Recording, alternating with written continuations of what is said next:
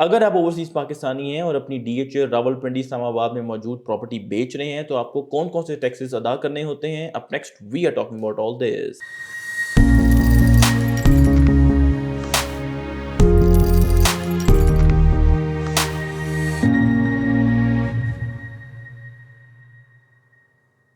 Welcome to another production of Property Gupshup. Recently हमने अपने channel के ऊपर आपको डीम्ड रेंटल इनकम यानी कि सेक्शन 7 का जो टैक्स है उससे रिलेटेड इन डेप्थ इन्फॉर्मेशन प्रोवाइड की। उन दोनों वीडियोस पे जो ज़्यादातर फीडबैक आया हमें वो ओवरसीज़ पाकिस्तानीज़ के थ्रू था कि वेदर ये टैक्स उन पे अप्लाई होता है, उन्होंने ये पे करना है या नहीं। एट द सेम टाइम हमारे जो ओवरसीज़ क्लाइंट है जिनकी डीएचए पिंडी इस्लामाबाद में या तो प्रॉपर्टीज़ होती है, वो बेच रहे होते हैं या वो इंटरेस्टेड होते हैं डीएचए पिंडी इस्लामाबाद में कोई घर या प्लॉट परचेज़ करने के लिए, तो ऐसे केसेस में भी जो टैक्स रिलेटेड इश्यूज़ हैं वो अक्सर टैकल जो है वो करते रहते हैं। ठीक है, सो आई थॉट कि मैं आपको एक इन डेप्थ इन्फॉर्मेशन प्रोवाइड करूँ that if you are selling और if you are buying as an overseas Pakistani, तो कौन कौन से टैक्सेस जो हैं आपको अदा करने होते हैं और कौन से इश्यूज़ जो हैं वो आपको दरपेश हो सकते हैं। ठीक है, नंबर वन, हमने ये देखना है कि अंडर टैक्स लॉ क्या आप क्वालिफाई करते हैं as a non resident Pakistani और नॉट, बिकॉज जो इनकम टैक्स ऑर्डिनेंस है 2001 which is available on the FBR website, वो आपको ओवरसीज़ पाकिस्तानी नहीं कहता, वो आपको नॉन रेजिडेंट पाकिस्तानी कहता है। सो पेज नंबर 145 आपको स्क्रीन पर नज़र आ रहा है, पॉइंट नंबर 82,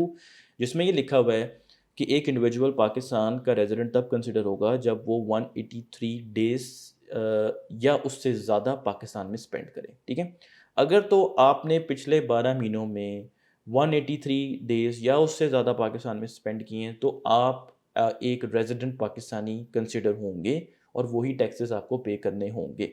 ठीक है, और सेक्शन 7 भी आपको फिर पे करना पड़ेगा। ठीक है, लेकिन अगर आप लेस देन 183 डेज़ पाकिस्तान में पिछले 12 महीनों में आपने स्टे किया, तो आप as an overseas Pakistani exempt हैं इस टैक्स से।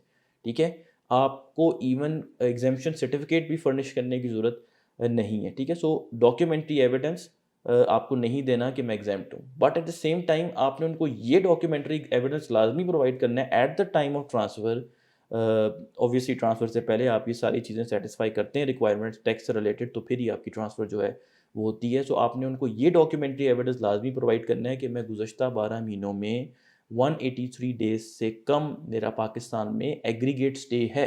ठीक है, आप जो है एक अपनी ट्रैवल हिस्ट्री जो है उनको प्रोवाइड करते हैं, जिसमें अभी आपको स्क्रीन पे वो नज़र भी आ रही होगी, जिसमें आपको डेट ऑफ एंट्री लिखनी होती है और आप वो जो डेट ऑफ एंट्री की स्टैम्प है वो किस पेज पे है वो भी आपने पेज नंबर लिखना होता है। आपको अपनी जो एग्ज़िट डेट ऑफ एग्ज़िट है वो भी मेंशन करनी होती है, और वो भी किस पे उसकी जो स्टैम्प है जो इमिग्रेशन से आपको लगती है वो भी आपने पेज नंबर मेंशन करना होता है पिछले 12 महीनों का।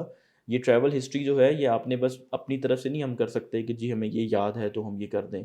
उसके साथ आपने अपने पासपोर्ट की पूरी स्कैन्ड कॉपी प्रोवाइड करनी होती है डीएचए को for the process of transfer, ताकि वो आपके प्लॉट के अगेंस्ट एनडीसी यानी कि नो डिमांड सर्टिफिकेट इशू करें कि जी सारी जो रिक्वायरमेंट थी वो फुलफ़िल हो गई हैं, तो अब ये प्रॉपर्टी जो है वो रेडी है ट्रांसफ़र के लिए। मैं बात कर रहा हूँ सेक्शन 7 की सिर्फ, आपने ये चीज़ें सेटिस्फाई करनी है। ठीक है, फिर आपका जो केस है वो क्लियर होता है। एग्जेम्पशन सर्टिफिकेट प्रोवाइड करने की ज़रूरत नहीं है, लेकिन आपने डॉक्यूमेंट्री एविडेंस देना है दैट आपका stay one less than 183 days था ड्यूरिंग द लास्ट 12 मंथ्स। ठीक है, अब एक और केस भी जो है हम देख लेते हैं कि आप एक ओवरसीज़ पाकिस्तानी हैं और आप नॉन फाइलर हैं और अपनी प्रॉपर्टी बेच रहे हैं, तो आप ये 236C का जो एडवांस टैक्स है जिसको कैपिटल गेन्स टैक्स भी कहा जाता है, which I think the better term is withholding tax या advance tax is the better term, not capital gains tax. तो 236 सी जो है वो आपने पे करना होता है, लेकिन अब आप नॉन फाइलर हैं। ठीक है, अगेन अगर आप ये एविडेंस डीएचए को प्रोवाइड कर देते हैं कि आपकी ट्रैवल हिस्ट्री कहती है कि आप लेस देन 183 डेज़ पाकिस्तान में रहे हैं और आप अपना पासपोर्ट की पूरी स्कैन कॉपी देते हैं which backs up your travel history as well, आप नॉन रेजिडेंट पाकिस्तानी हैं और आप पे फाइलर का टैक्स लगेगा यानी कि 3%, आप पे नॉन फाइलर का टैक्स नहीं लगेगा। तो वो इंडिविजुअल वो ओवरसीज़ पाकिस्तानी जो नॉन फाइलर हैं लेकिन नॉन रेजिडेंट जो है वो एज़ पर द डेफिनेशन है, तो उनको फाइलर होने की ज़रूरत नहीं है।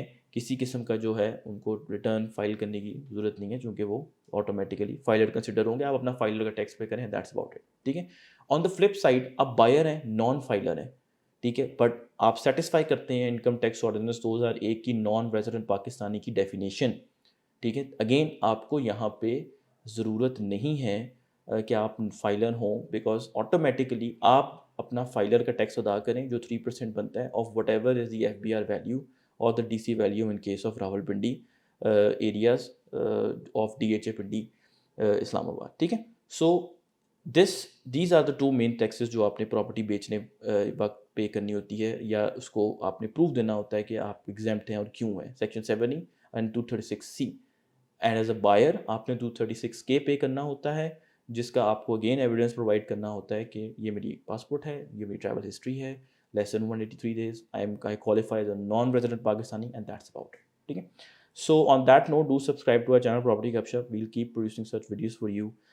You can also give us some suggestion कि आप किस तरह की इन्फॉर्मेशन जो है वो सुनना चाहते हैं, tax related, property tax related, या DHA इस्लामाबाद की किसी भी एरिया से related. Thank you very much.